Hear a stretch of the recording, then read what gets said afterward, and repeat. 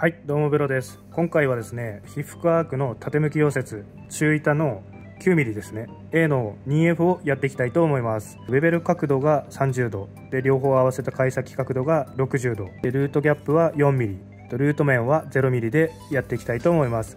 練習なんで黒皮を落としてないんですけども、本番は必ず板の両面ですね、黒皮を落として裏当ての黒皮は必ず落としてください。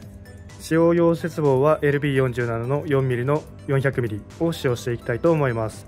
V はですね、縦向きは V なんですけども、だいたい110から 170A が適正電流となっております。姿勢は体を横に向けて左腕を左ももに固定させて僕はやっています。上側の端部で腕がプルプルしてしまう方は溶接材料を下に下げてください。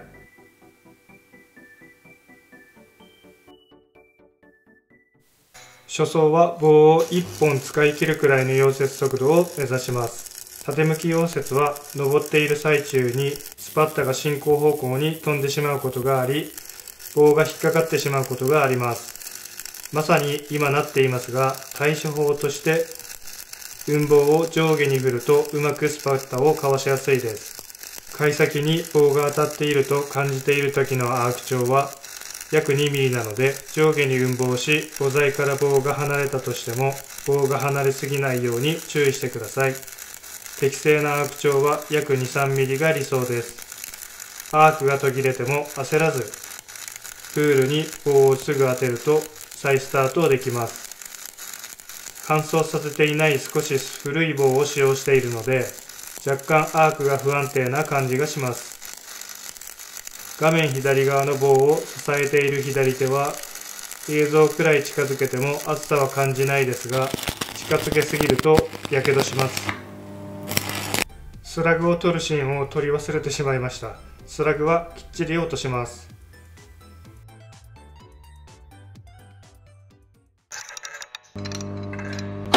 アークスタートする位置が近すぎました。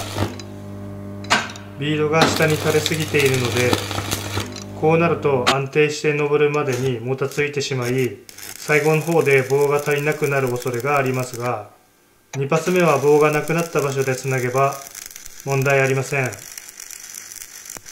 ーリングはジグザグ運棒が多いかと思います。僕はこんな感じで振っています。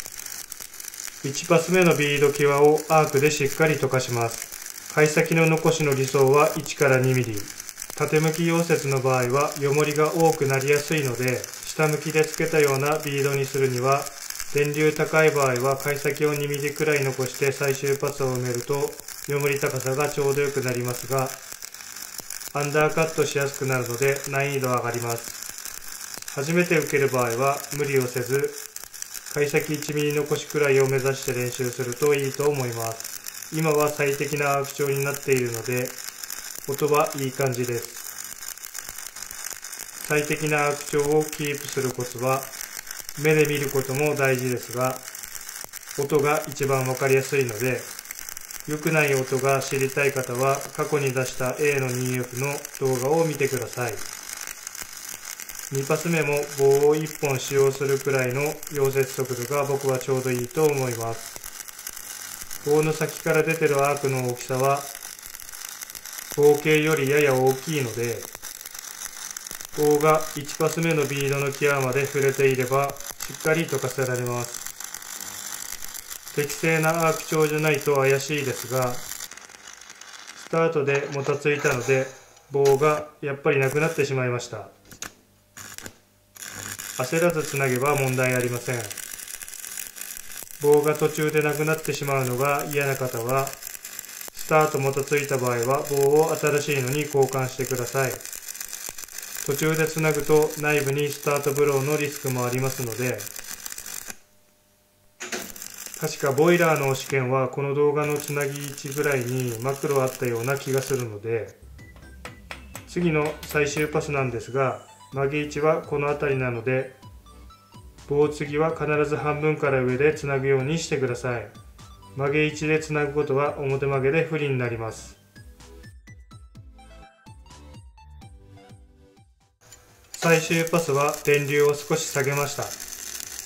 110から 130A の中で自分の技量に合わせて溶接すると僕的には無難かと思います。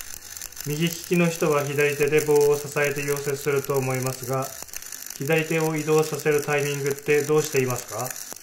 僕は最終パスで移動させる場合は2パス目のビード中央部で移動させてます。貝先の場所で移動させるとブレてカットする可能性があります。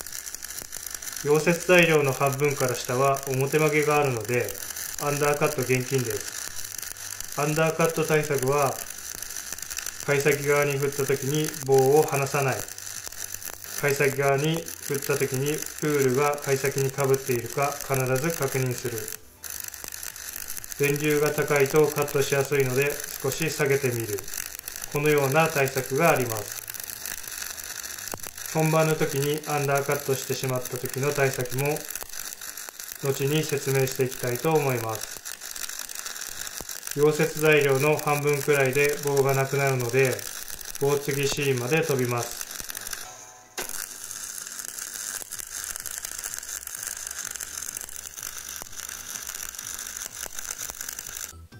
これがアンダーカットです。放置しないで慌てずプールをかぶせます。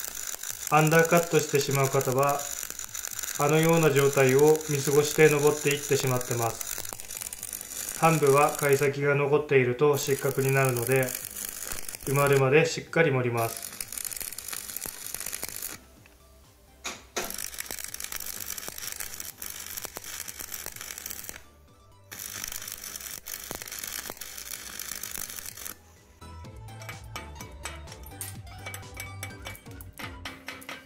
久しぶりだったのもあり、よもりが多くなりました。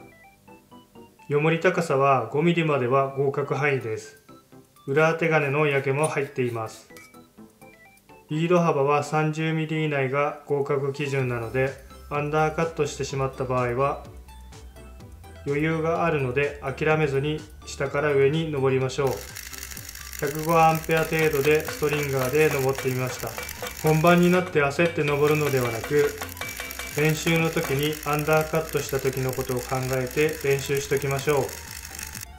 ビード際両方登っても30ミリ以内で収まります。あと10ミリも余裕あります。諦めないで。今はアンダーカットした部分だけ手直しすることが許されています。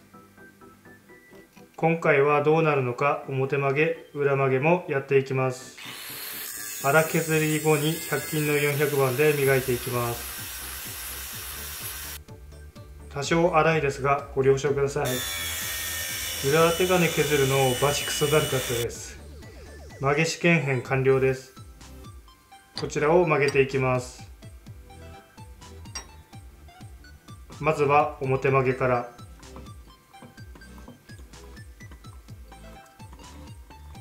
溶接線が見えてきましたね。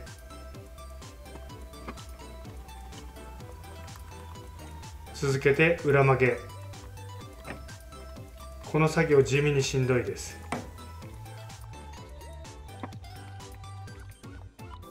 まずは表曲げから見てみましょう。パッと見割れはないですね。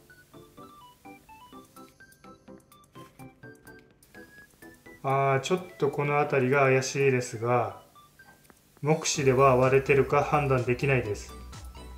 表曲げはとりあえず問題ありませんね。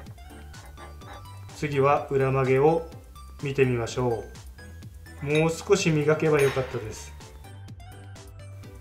裏当て金の削りで気力なくなりました。表面の粗さは NG ですが、100点満点の結果となりました。やり方悪いとすぐ折れますからね。初装は裏当て金がしっかり焼ける電流が理想です。120から 130A 程度で棒を1本使い切ること。黒革の除去、適正なアーク調。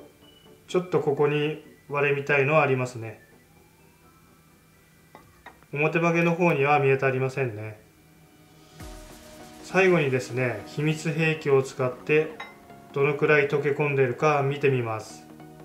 先ほど補修溶接したもので見てみます。では早速やってみたいと思います。400番できれいに磨きました。浮き出る瞬間取り忘れました。もうはっきり浮き出てますね。裏当て金しっかり溶け込んでます。裏当て金が焼けるくらいって2ミリ近く溶け込んでますね。貝先に沿って1から 1.5 ミリくらいは溶け込んでそうです。実際に寸法を測ってみます。裏当て金の溶け込み深さは 1.7 から 1.8 ミリ。